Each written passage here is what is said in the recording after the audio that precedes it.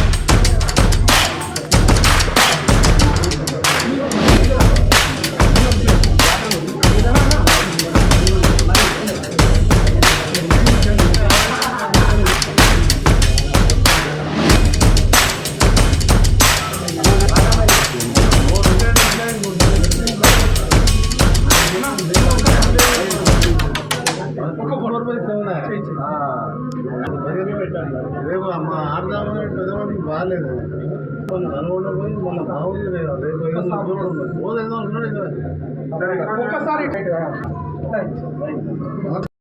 తెలంగాణ ప్రజలు అందరూ కూడా ప్రతి సంవత్సరం ఉత్సాహంతో ఎదురు చూసే ఆడబిడ్డల పండుగ, అందరి పండుగ, బోనాల పండుగ సందర్భంగా తెలంగాణ ప్రజలందరికీ బోనాల శుభాకాంక్షలు.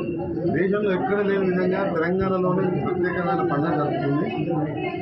ప్రతి ఆడపిల్ల కూడా తన అమ్మగారికి పోవడం, అందరూ కూడా పట్టు చీరలు ధరించి బంధుమిత్రులతో కలిసి బోనాలు ఎక్కువ జరుగుతుంది.